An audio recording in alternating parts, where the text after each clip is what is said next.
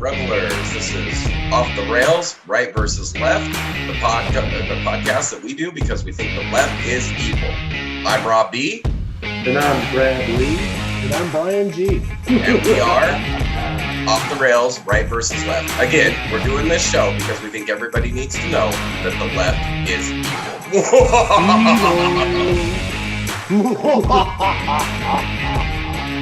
Classic.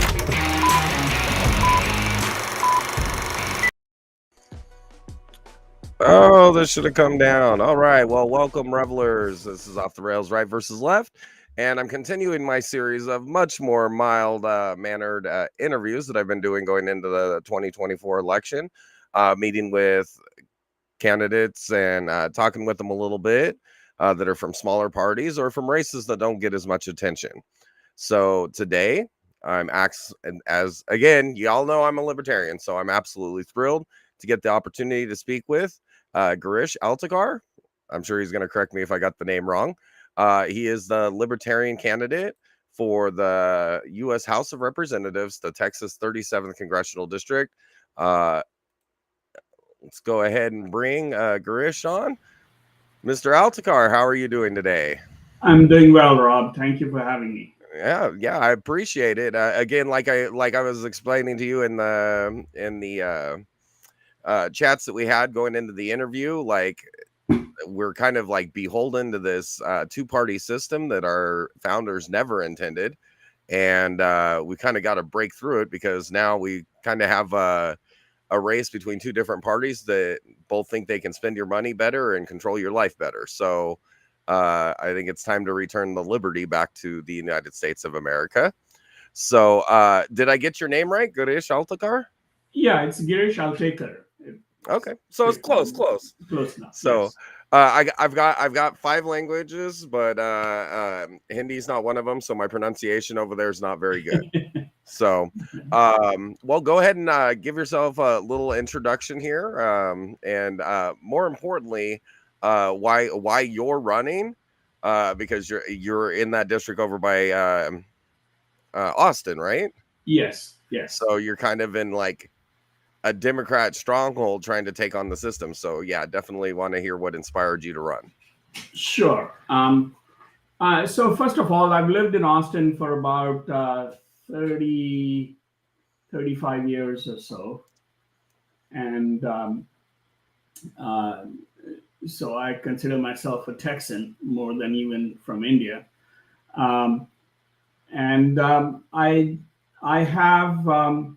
I have been a libertarian for almost since about 94, so that makes it about 30 odd years. And even though I was not very active politically in terms of elections or even being part of the party, I have been from the outside donating to campaigns, donating to candidates, and so on and so forth. And you know, I've had my own business, technology services business here in Austin, for a long time. So that's what I have been doing, and until recently, when I'm sort of semi-retired, and the Republican legislature jacked up the filing fees, there were fewer and fewer candidates for libertarians to run in Texas. Yeah, how much is the filing fee now, just in case anybody out there wants to join a race come 2026? Like, I believe I'm going to be running for my district to try and remove Pete Sessions in the 2026 midterms. Great. So I there was a little bit of arm twisting, but I also thought it was my turn to sort of run, throw my hat in the ring, and see what I could do with my own ideas. And that was the incentive to run. I am under no illusion, no doubt that about the outcome of the race. But I thought if I approached the citizens as one on one with and talking to them about what libertarians stand for, what is the moral component of that philosophy, what is the utilitarian component of that philosophy, that I would have it reflected in the results, and that's sort of my hope. I have been I've been campaigning where people are, where Austinites are, which is, hike and bike. I don't know if you know much about Austin, but there is a hike and bike trail here, Mm-hmm. and people exercise there. There are several farmers markets in town where people congregate every weekend. So I've been going there and hanging out my shingles and handing out my cards and talking to people.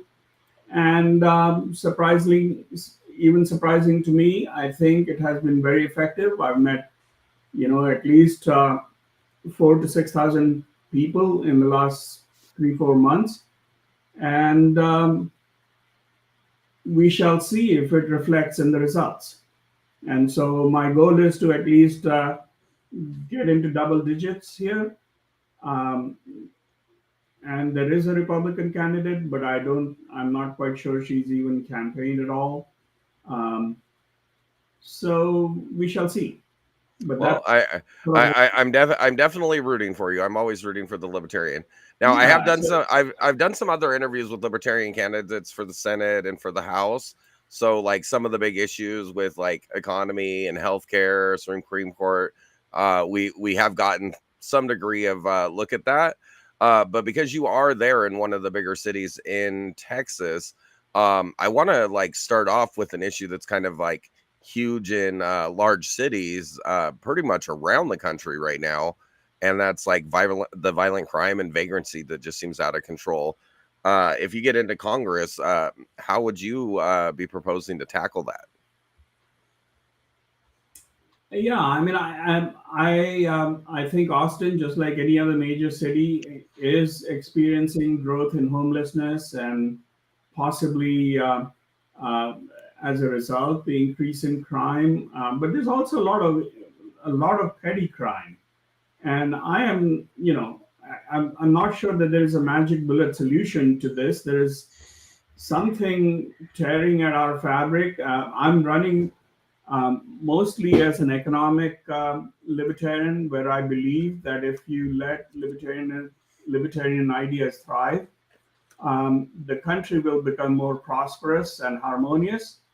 And if that's the case, then I think that addresses at least some of the root causes of, uh, certainly not the root causes of major violence like burglary and stuff like that. I'm not quite sure that Austin is afflicted with that.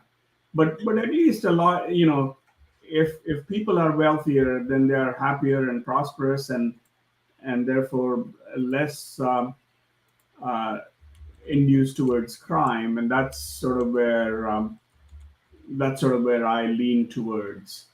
I'm not a law and order. I mean, I don't understand how law and order works, other than put more police on the streets. And there have been some of that also, where a lot of the police officers have been taken off, and or at least they are not doing policing effectively for whatever reason. So some of those ideas also need to be thought through. And So no, then, my question is, do you really think that it's about effective policing, or is it about effective prosecution? Because again, you got a very entrenched I'm not even going to say liberal, but leftist elite in Austin, especially as it becomes a backup option for a lot of these tech companies. We're getting a lot of the like uber leftists out of California. And like I don't know if you know exactly where Austin, for example, ranks. I mean, obviously you're going to be representing all of Texas in Congress, but we've got three major cities that are in the bottom half for safety ratings in the U.S. And I think the one thing that seems to me to be consistent is a lack of prosecution of violent crime, and that's whether it's the Dallas-Fort Worth area, the Austin area, or Houston and San Antonio as well. The crime rates are up, but prosecutions are down, and it seems to me that like we've got to take some sort of approach to ensure the prosecution of people that are violent criminals. There's a big focus on criminal justice reform and rights for the criminals, but in that it's getting lost the rights of the victims. Well, by effective policing, I meant that there are lines that police officers have drawn that, unless it is a violent crime of this nature, they will not intervene. They don't come out when somebody reports a petty theft. And again, it's not something that that's what I meant when I said effective policing. I think that somehow we have reached the point, whether it is because of whether it's because we are not compensating police officers enough, or whether not enough of them, or whatever, that they believe that a lot of petty crime they will not deal with unless there is hurt, unless there is threats of injury and so on and so forth. They don't even show up, which and that's what I meant by ineffective policing. And I think I'm the proponent of the broken windows theory, and so therefore, unless we prevent these windows from being broken, we'll continue to be afflicted with the conditions that we find ourselves in. The prosecution. Can you see the graphic I brought up on the screen here? Yeah. So this is from crimegrade.com. They just collect the government reported data and kind of like assimilate it. I mean, you can kind of see like how much of Austin has now fallen into an F crime grade for violent crime, and like your homes like got robberies going on. Crime occurs every 6 minutes on average in the Austin area. And like part of that state and local enforcement, but like my question, how do you think we on a national level, because it's not just the Austin area or Houston or any of these others that this is an issue. It's gotten to be an issue all over the country. So do you think we can maybe from the federal level require at least some categories of crime are required to be prosecuted, and maybe at the same time shore up the right to a speedy trial? Because a lot of these things, they go and arrest the people, lock them up, leave them there for months and months and months, and then never prosecute the crimes, and then just end up dismissing the case. Yeah, I mean, like I said, I mean, it's not being. I'm not an expert on law enforcement, so I'm not quite certain about what the root causes are or what the solutions are. But yeah, I mean, I think clearly prosecution is one of the tools that people use to. I mean, if you're not punishing people for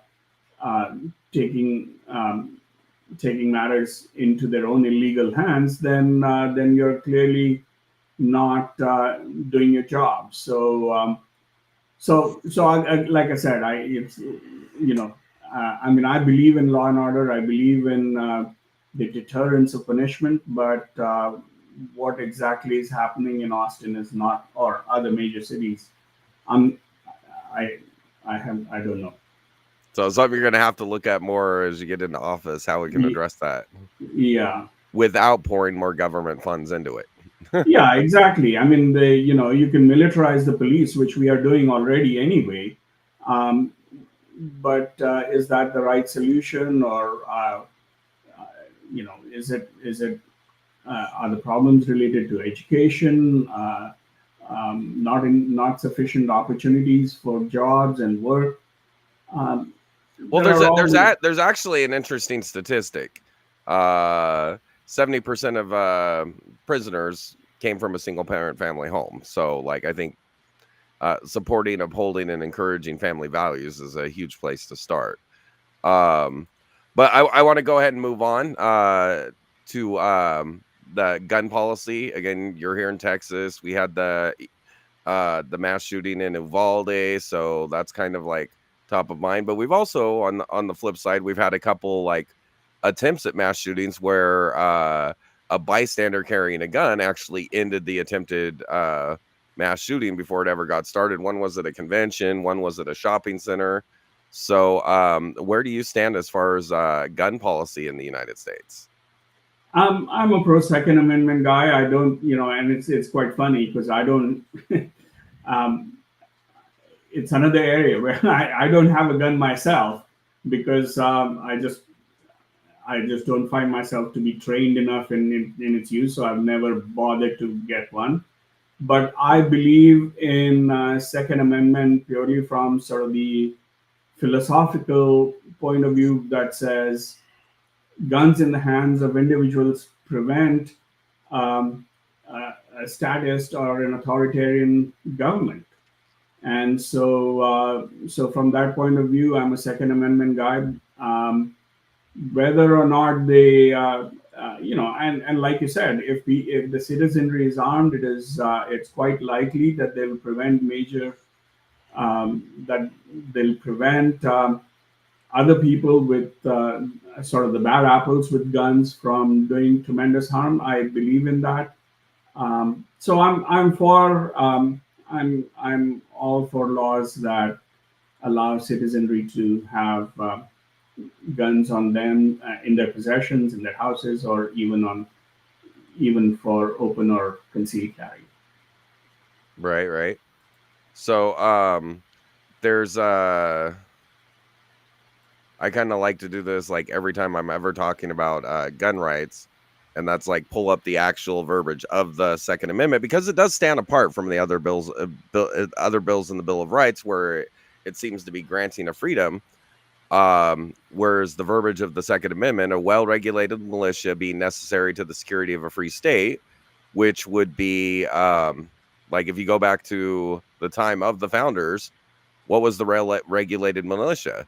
That was just citizens that had guns that they were able to bring into a military apparatus and regulate them to fight our enemies. Not that they were part of a national guard or a standing army, because we didn't have a standing army. And even up until probably for the first like 50 or 60 years of our country, we didn't have a standing army. So the idea was that the average citizen could help in times of crisis. But it says the right of the people to keep and bear arms shall not be infringed. This does not instill a right.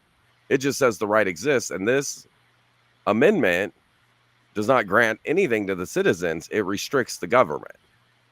Now, the reason I like to share that, like my libertarian perspective on it, is anything that doesn't affect other people, the government doesn't have any right to control. If you as a person are not interfering with the rights of other Americans to live a free and safe life, then your behavior should not be regulated by a government. Sure.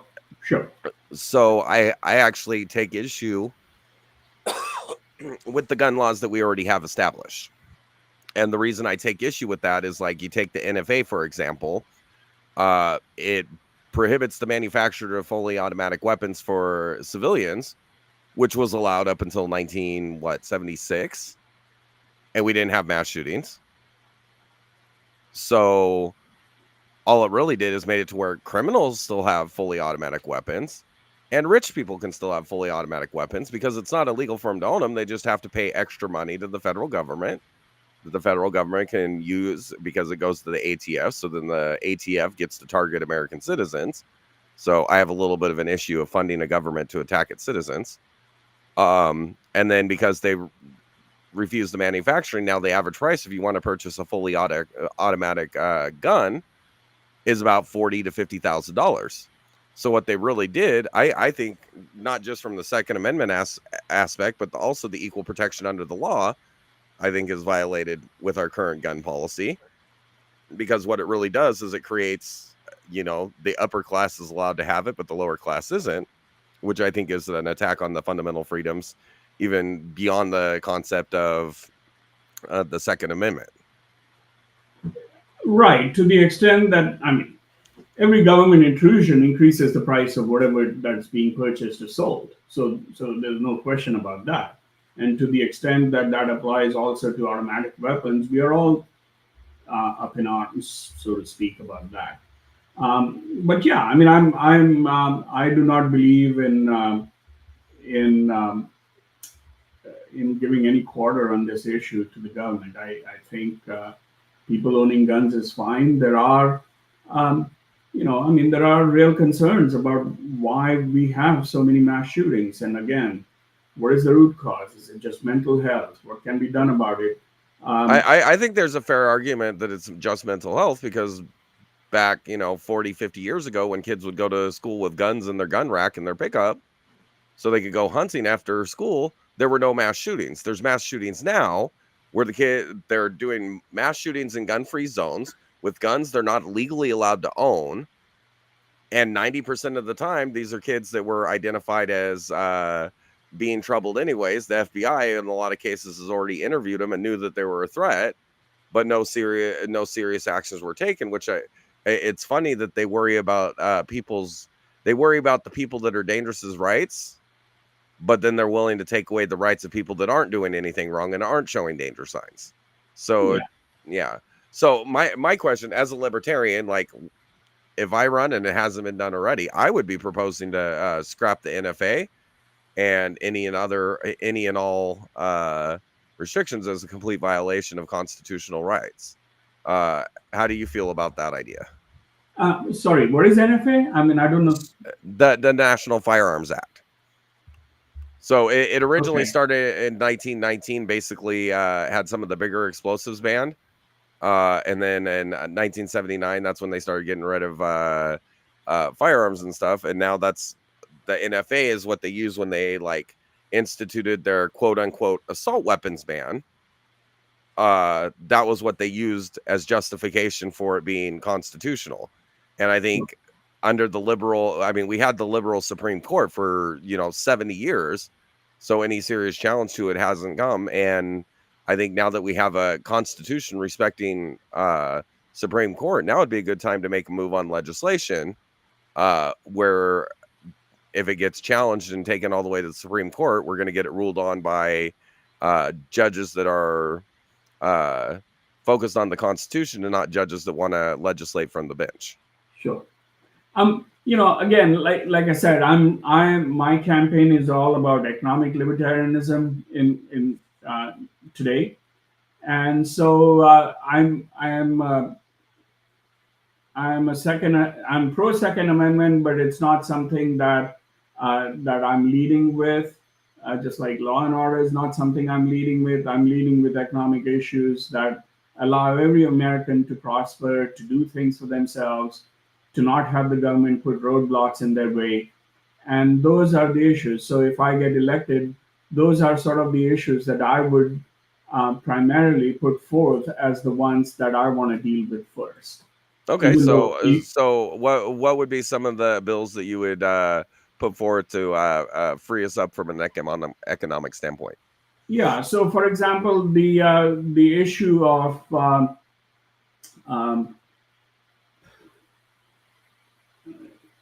licensure is a big one for me. I think there are so many vulnerable people who cannot make a living just because they haven't gone to the school and gotten a license or a certificate in something that they could ordinarily just easily provide for their fellow people. If they provide it free, you can do that. But the moment you ask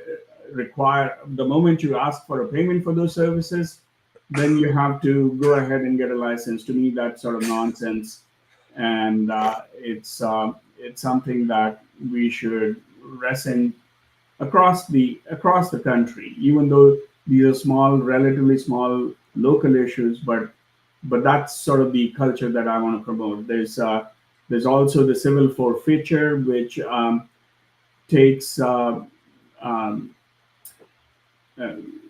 using which the law enforcement can simply confiscate your property without giving you a reason to do that. And if you're going with $10,000 in cash to purchase a car at an auction or whatever the need may be, that they should not be able to confiscate your money without giving you an explanation, and the onus is therefore on you to justify that money wasn't used in drug trade.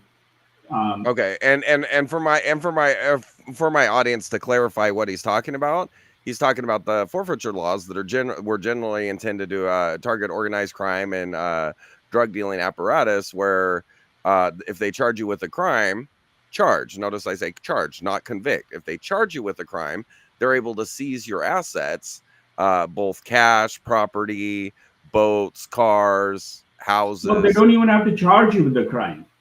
I mean, yeah. In many cases, they don't even have to charge you with the crime, and it's a complete travesty. Yeah, but the point is, they're able to seize your property without any sort of conviction that you did anything wrong. Correct. And then they wrote the laws, so you have to prove how you got the money. You have to prove that you're innocent, even though, like, most of the time they have your financial records, but you have to prove that you're innocent in order to get your property back. And that's a violation of our due process, because in this country, we're presumed innocent until proven guilty. And for the government to be able to levy penalties on you when you haven't been proven guilty of anything is completely unconstitutional. So I think that's exactly the thing that he's talking about. And yeah, they can just assert it. There's corridors where in some states, I think Massachusetts has one of them, where they just line up the cops and they catch travelers, and if the travelers has a bunch of cash on them, they say that they're working transporting. They don't even necessarily charge. They'll issue a bench ticket for them to appear in court and seize all their assets. Well, once they have control of the assets, it's on the onus of the citizen to prove that they weren't doing anything wrong. And like, the whole reason we've got an innocent until proven guilty system is because it's impossible to prove that you're innocent, and the burden's on the government to prove that there's no reasonable way to explain that you were, or to explain something happened legally and lawfully. You know, the government's the one that's supposed to have that burden, not the citizen. And then the fees and whatnot, they kind of run a balancing act where they try and make it to where what they seized, it would cost you more to get the item back, so you just give up on it and let them have it. Well, thankfully, there are people who are fighting this. I don't know if you've heard of Institute of Justice, and there are the people who are actually taking these guys to court and winning these court cases. So perhaps that tide will turn, but certainly if I and other libertarians are elected in Congress, perhaps we can do something about the civil forfeiture. Yeah, laws. well, I hope so, but for the same like the ACLU is a good reason why you never trust non-government organizations that are sitting there talking about freedoms and liberties, because they tend to end up twisting things to where they target their own targets eventually, which is what the ACLU has done now. It used to be about civil liberties, and now they're attacking people for trying to press their own civil liberties. So I see that as being an issue too. I don't trust the NGOs, especially these NGOs that get so much of their money from federal grant programs and such.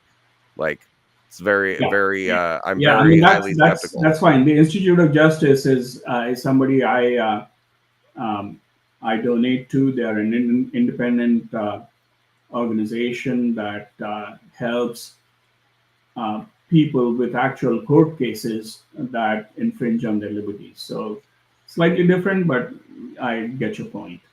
I mean, okay. if you're well-being. So then I want to move into a little broader picture, since you're looking at being in Congress. Our tax policy is ridiculous, and the lies that you see politicians say about our tax policy, like quotes from the Democratic Party about making billionaires pay their fair share when they pay 90% of the taxes, and the top 10% pays 99% of the taxes. And most of the people, most of the people whining for the rich to pay their fair share are literally paying no taxes. They're getting refunds with no contributions to the tax rolls at all. Yes. Um, one of the things that one of my pet ideas, and it's not my idea, other people have spoken about it before, is to eliminate the whole tax system and replace it by tax on a postcard uh, kind of a method. So the idea there is if you so you always will have a choice. You can either fill out the 1040 and all of the associated forms and everything, or you could just put your income on a postcard. There'll be 3 lines. Here's your total income. Here's your tax rate. Here's your tax. And if you do that, then you simply mail in the amount of tax owed, and you're done. You don't. So there are a couple of things that are beneficial about it. You don't have to waste hours, thousands and thousands and thousands of that's hyperbole, many hours in trying to prepare the tax return, trying to figure out what receipts you have, trying to figure out if you're violating any laws or whatever. You simply say, this is your income, this is your tax rate, effective tax rate, here's your tax. The second benefit of all of that is the tax code is a very pernicious method of imposing social and other economic policies on citizens.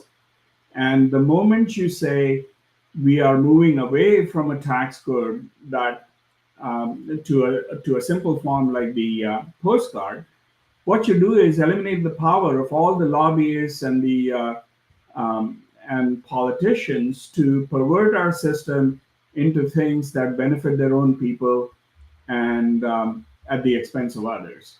So, in that sense, it's a libertarian principle, and it's not just a tax simplification for the sake of tax simplification. It reduces government interference in our lives just by the virtue of the fact that more and more people would, my belief is, automatically switch towards a postcard based system.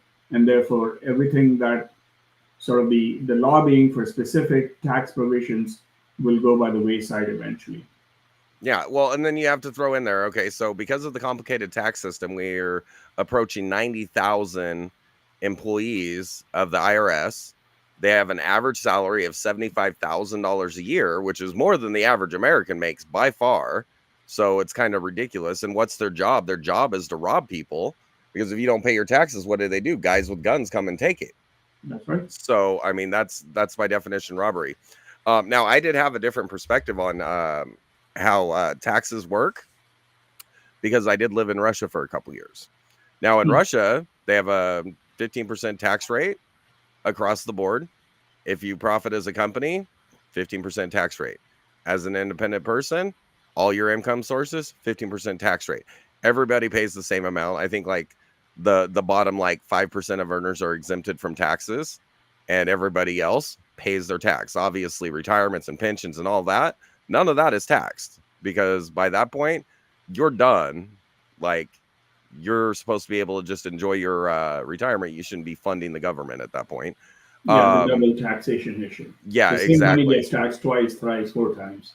Well, not really for most of the retirement plans, because the money's put in pre-tax to begin with. But but then they still like come and like overly try and attack those that income that was like it was tax deferred anyways, but I think it should be tax exempt. It would encourage people.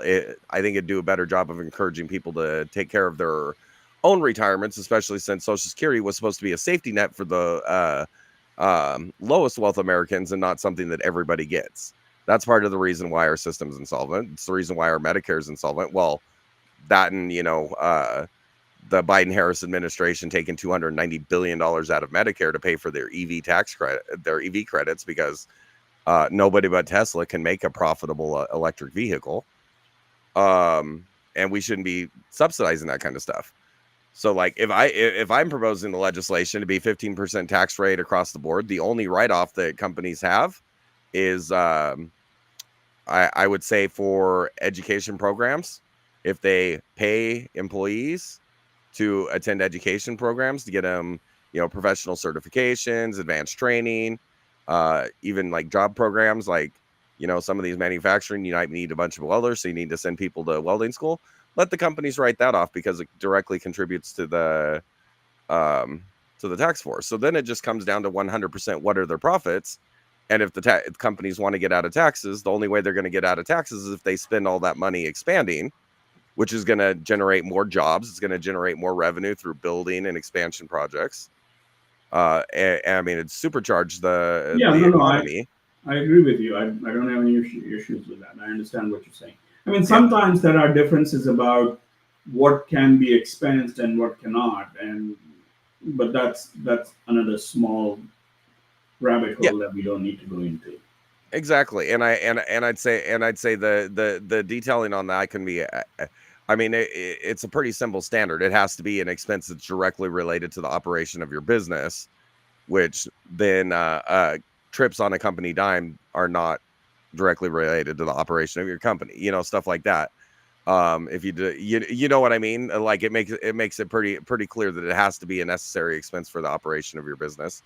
You can detail some of that, point out some of the most garishly abused ones as being not exempted, and I think it'd be pretty easy to clean up. But by making it like 15%, we'd have one of the lowest tax markets in the world. So we're going to draw business and manufacturing from all over the world. We'll be able to put the people that we already have in our country to work in these other opportunities, because a lot of people would like to take on new career fields or do better jobs, but they can't afford to take time off to go to school, and it's almost impossible to work full time and go to school. That's right. Yeah. So if we incentivize the companies to favor these people, and then they can have contracts. Well, hey, we train you. You stay on for 5 years. You don't have to pay for any of that training. Yeah, you know what I mean? It becomes a pretty clear way of it levels out the playing field. I'm not even huge on corporate taxes anyways, because of how complicated our supply chain is. But I don't think, as of yet, the American people are going to be ready for freeing corporations of their tax burden anyways.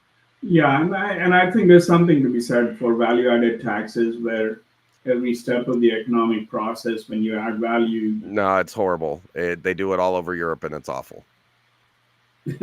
Okay. So and then they just, well, because what's the problem with government? You give them a little bit and they take everything. So some of the VAT taxes on some categories in Europe, they took from a 10% VAT, and then on specific items it's 100%, 200%. You go to Scandinavia, most of those countries, it's 200% tax on owning a car or buying a house, and ends up putting it out of the price range for all except for the elites. Well, it's okay for them because they're in office to make sure that it stays that way, and it keeps their costs down with no competition.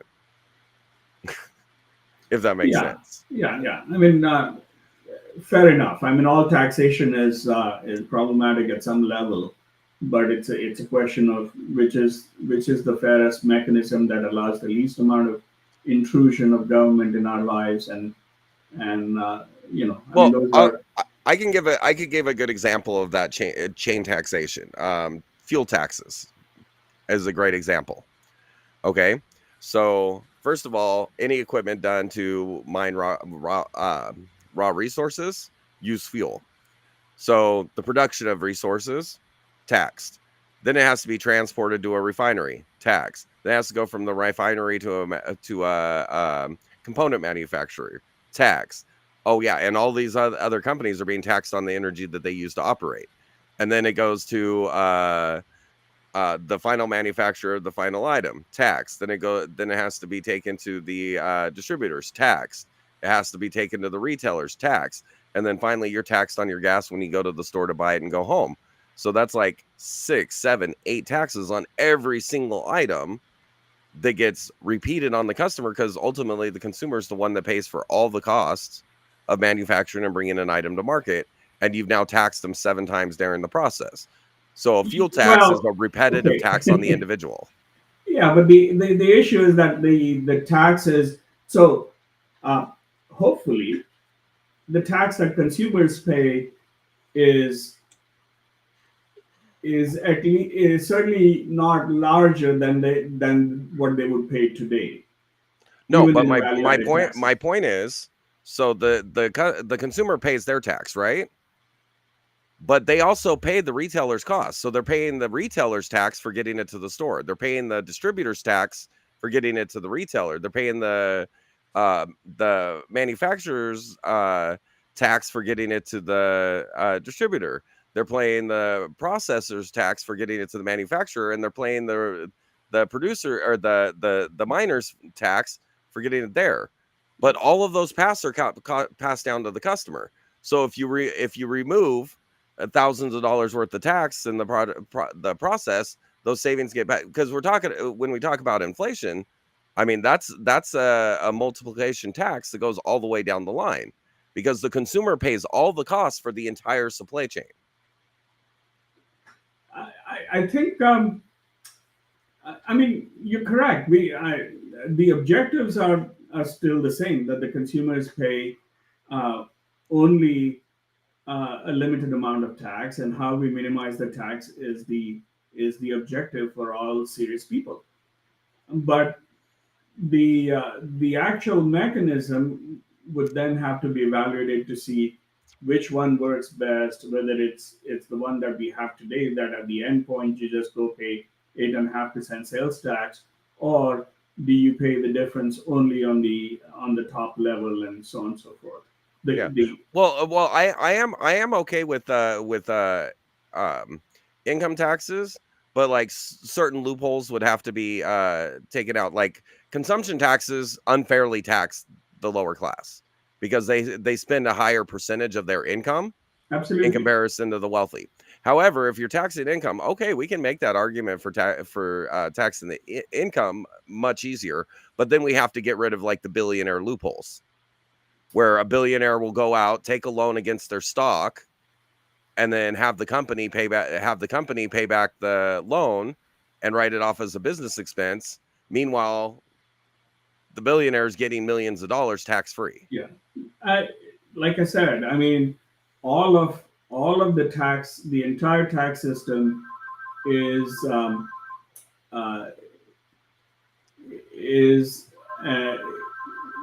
should I word is ripe for corruption, and is ripe for undue involvement and all of that stuff from the government and the people who don't want to do the right things.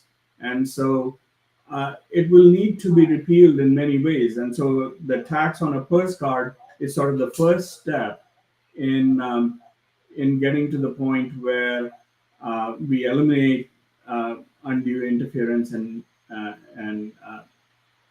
yeah, I guess what I'm saying there is we need to get rid of taxes that replicate down the supply chain. So whether it's taxes on energy, extra taxes on real property, all this stuff is stuff that gets taxed onto the consumer over and over again, because the consumer pays for every tax that every business in the supply chain pays. Yeah. Like that's something we cannot get away from. But they never talk about it. When they talk about, like, when you hear these Democrats talking about like making corporations pay their fair share, corporations don't pay taxes. Their customers pay taxes. Yes. And so if you increase the taxes on a corporation, all you're doing is making the customer pay more. Well, it's not clear to me whether the politicians of the left or the right are just economically illiterate, or whether they are just cynical about the fact that citizenry doesn't understand these issues, and so therefore they can say anything and get away with anything. Yeah. In the meantime, they pass tax policy that, because of their strata, they're less affected by, but the people are impacted by, which leaves the people under more stress, which means them more likely to feel they need the government, which allows the government apparatus to continue to levy taxes on them to put them in an even worse situation. But I mean, the problem we have is they are not punished at all for doing anything and saying anything at all today. Neither side is being punished. Well, the number one problem is the spending. That's why they keep doing taxing, because they keep spending. So I personally have a proposal for a bill. If you get to Congress before me, I hope you would bring this up. And that is, any member of Congress who votes for a budget that spends more than we took in tax revenue the previous year is no longer eligible for re-election. Sure. Yeah. I think that one little law would ensure fiscal responsibility in perpetuity. Yeah, I mean, I agree with you there. I think this whole notion, and and there's lots of things too. We have been trained over the last 130 years to accept things from the government, to willingly ask for it, to request it, to accept it, and it's hard to. I mean, and this applies both to the left and the right. I mean, if you were to say, hey, let's phase out Social Security over the next 50 years so that all the current recipients get what they deserve, what they are expecting. But for everyone subsequently, it becomes less and less and less until the point where it's gone. But then people have been saving for themselves all this while, so they don't need Social Security at that point. But the Exactly. moment you say that, everybody, left and the right, will say not just no, but hell no. So So, yeah, so and then So it's I not just a also politician problem. I'm saying it's a problem for all American citizens, and that to me is where the fundamental attack needs to happen. Is we need to help our fellow Americans learn and understand what we are saying, and be able to say, just because it's coming to me doesn't make it right. And that's my sort of message. I've been talking to Republicans, Democrats, Independents in my campaigning. They all get it, and that's where we need to start. So all of these guys who get it say, you got it, you got my vote, and I'm going to vote for you. Well, the results will the results will yeah. tell how successful that is. But that's my approach to changing our country.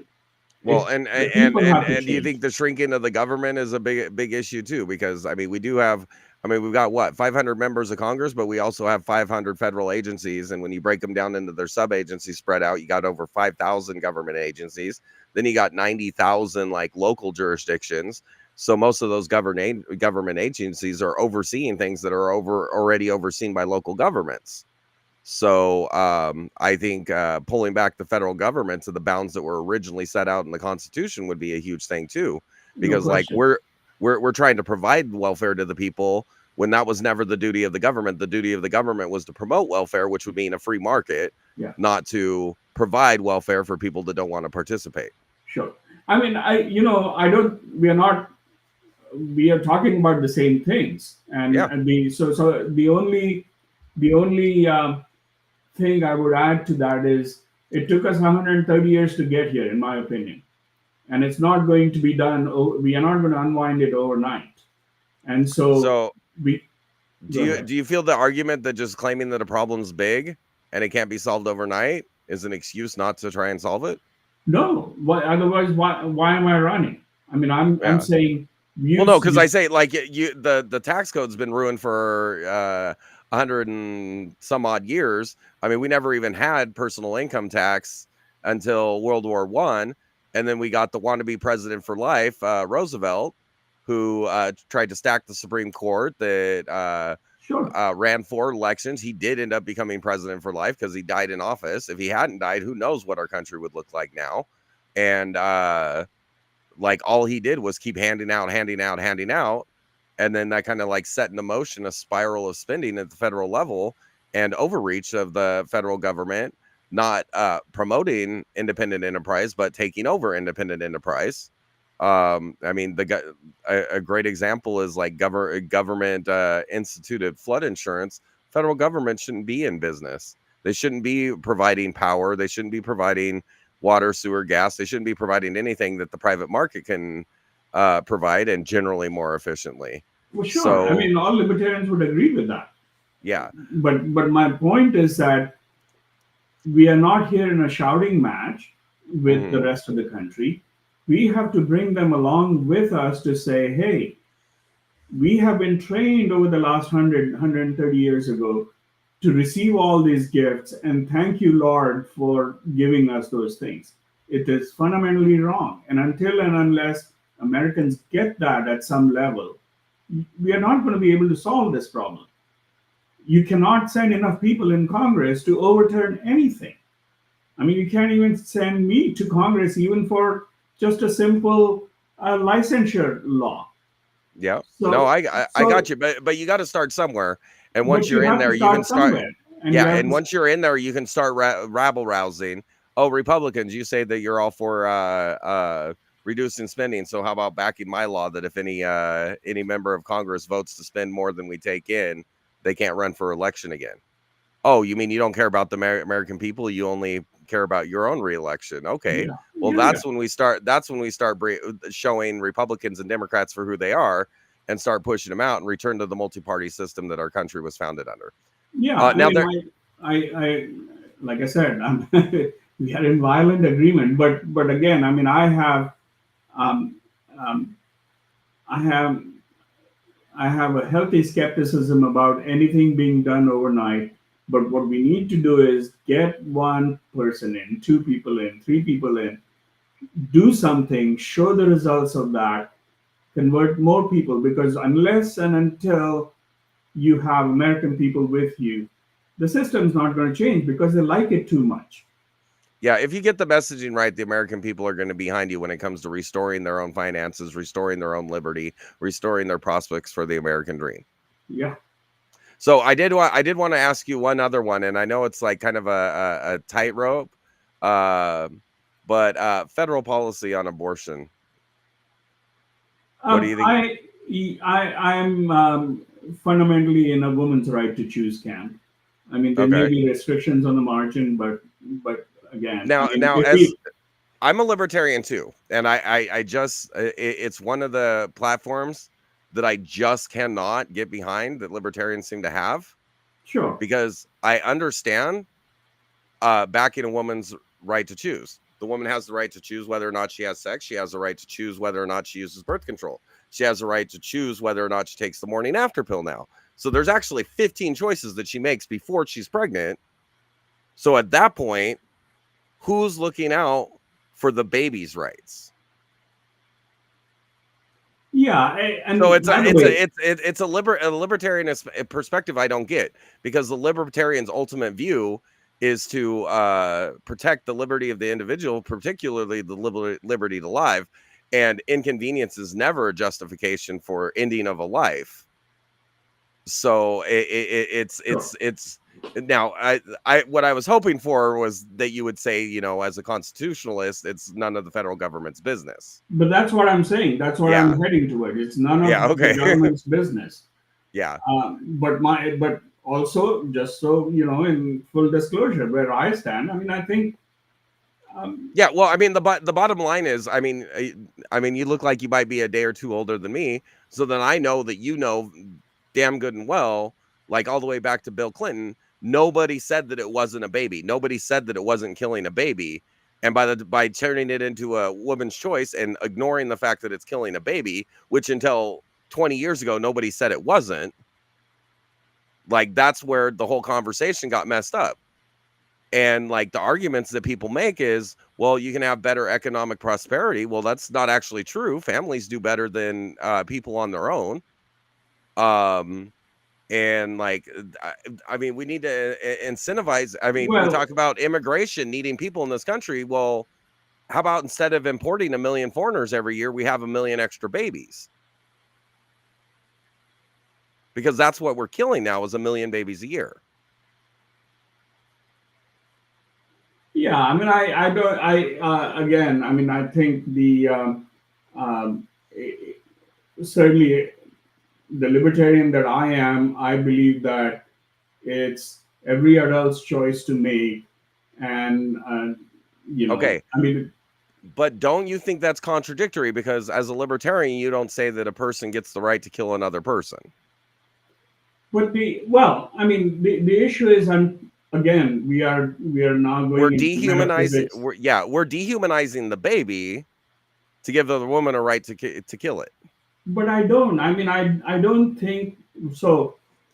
Um, I don't think that women who are about to give birth to a baby make these decisions willy nilly as sort of a preventive um, 99% of abortions are performed for birth control reasons. Well, okay. I mean, I don't know that, and I don't.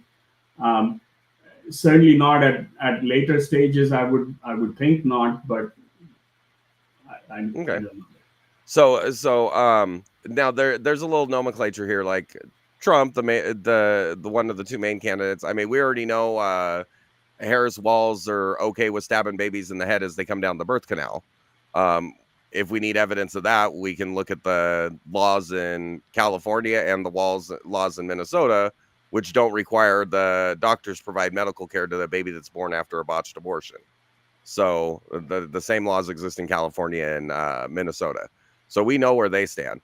On Trump's side, he says that he wouldn't do a federal abortion ban. But do you think federal level limitation to say first trimester would be reasonable? Say that again. I missed something. Do you think a limitation to abortion in the first trimester would be more reasonable? Not banning, because you can't call that a ban. When you say you're allowing something for up to 3 months, you have up to 3 months to make a decision. Yeah. I mean, right. Again, I mean, we are talking about what's moral and what is the right thing to do. And I defer to a woman and her. It's between, for me, it's between a woman and her doctor to decide what is the best choice. Okay, who's the advocate for the child? That child. Who's the advocate for the child? So the woman herself is the parents are. I mean, the parent that's trying to kill the baby is not the advocate for the child. So the federal government at that. Okay, so let me put it this way. Okay, the baby can't survive on its own. Okay, well, a 3-year-old can't survive on their own. Are we going to now make it a woman's right to choose if they kill their baby at 3? No, of course not, because the federal government limits what people can do to people that can't take care of themselves. Correct? Well, I think we are talking about convincing each other of things that are. I'm just looking for some quantification. You keep saying a woman's right to choose, so you're okay with a woman at 9 months going into labor, committing abortion. Those are. That's a yes. Okay. So, anyways, that's not libertarian. So you need to do some soul searching on that one. The rest of the conversation, I enjoyed talking with you, but like advocating for babies to die because their mom decides to kill them, that's not good. But I do like that you think that the federal government shouldn't be involved, because constitutionally it does say anything not covered in the Constitution is states' rights. And we have a massive bloated federal government because the federal government keeps poking its nose in things that the Constitution didn't give it a right to. So I think that's where we can at least agree on that. Yeah. So clearly. I'm actually A-okay with the heartbeat law that they have here in Texas. And you could have made this argument 20 years ago, but there's the morning after pill. You can buy it at any pharmacy. But in Texas, they're even thinking of banning that. Where is that justice? I've never seen any serious proposal to ban it. The banning of the morning after pill is not going to happen.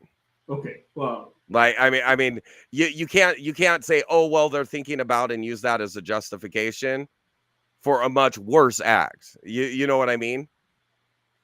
Like, atrocities are committed throughout history with justification of it's for the good of the people. Like, don't forget, the Holocaust happened because Hitler said it was for the good of the people. Okay. Am I wrong? So now I'm gonna add in one other point. If abortion was so well and good, why are 99% of abortion clinics in Black and brown communities? Sorry, could you repeat that? Why are 99% of abortion clinics in Black and brown communities? Oh, I don't know. I don't know if they are. I don't know if there are. They are. I just don't know. Almost every Planned Parenthood, who's the main producer of abortions in the United States, are in Black and brown communities. And this is an organization that was founded by a woman who wanted birth control so Black and brown people wouldn't breed. So that's where my high level of skepticism on the abortion issue comes into play. And then the dehumanizing role of a decentralized government far, far away, something that the founding fathers talked about at great length. It's the reason why we have the system of checks and balances. It's the reason why the Senate was supposed to be elected by the state houses, and the representatives were directed by popular vote, and there was no other democracy throughout the system, because people should not be dictating how people live their lives in different states. I hate the laws in Minnesota and California, but I also respect the right to put those laws into place under the Constitution of the United States. You follow what I'm saying? Now that being said, I do think that there has to be some level of restriction, and this idea that it's a woman's right to choose, that's absolutely BS, because the federal government regulates all kinds of medical treatments that can be provided. And a medical treatment that specifically has the purpose of ending a life, you say you can avoid that because of a woman's right to choose, and yet we tell cancer patients what drugs they can and can't try. We tell diabetics what drugs they can and can't take. During that big thing happened with that thing from the place that everybody had to deal with for too many years, and you can't say on YouTube without getting ripped off. That thing, they told everybody what they needed to do, including doing mandates. So the idea of telling people, oh, it's their own choice, the government's involved in every medical decision you make, and to even suggest that they aren't is disingenuous.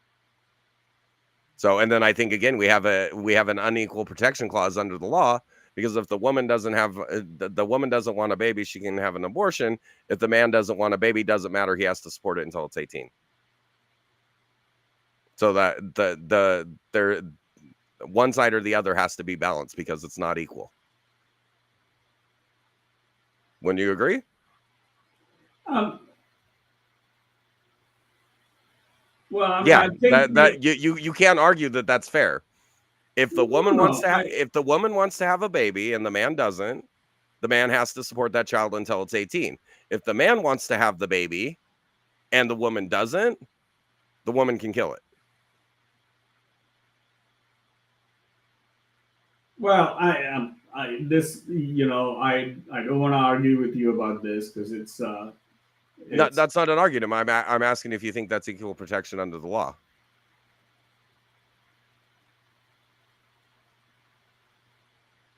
So the point I'm making, the child support laws exist to protect the child, yet our abortion laws ignore the child. So I'm just but throwing the that out child there. is born. I mean, it's for me, it's really simple. The child is born. They have Oh a no, social you security can end up number with at the child end. support while the mother's still pregnant in some states.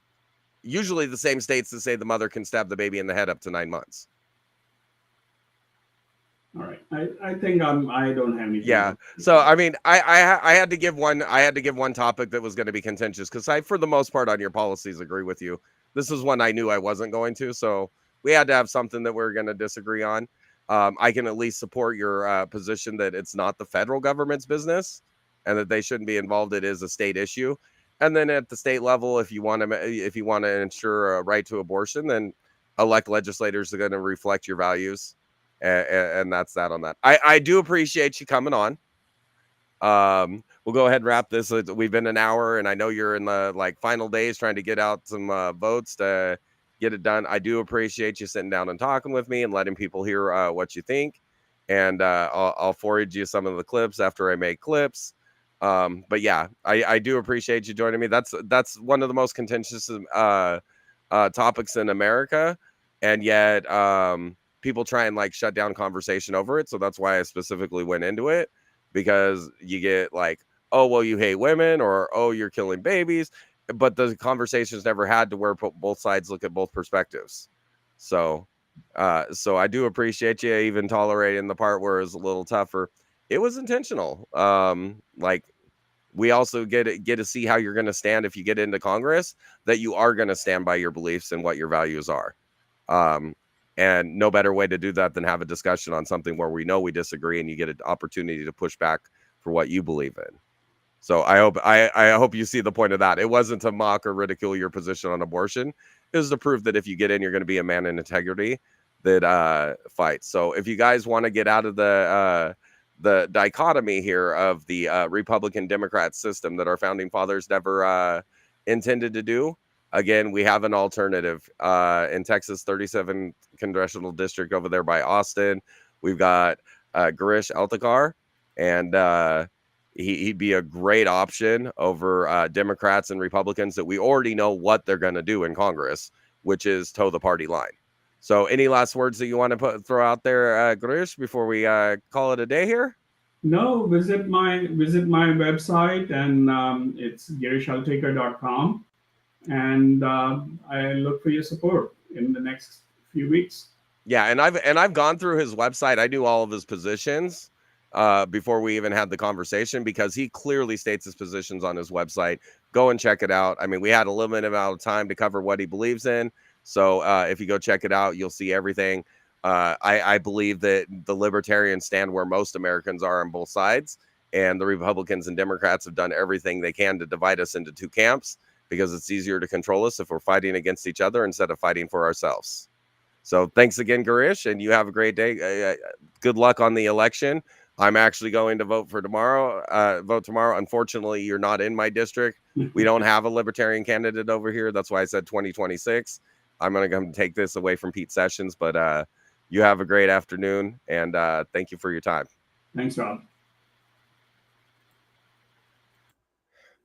All right, so that's a wrap from him. Guys, I hope you enjoyed the conversation. And again, we're going to be back here in about another hour. I've got another interview lined up.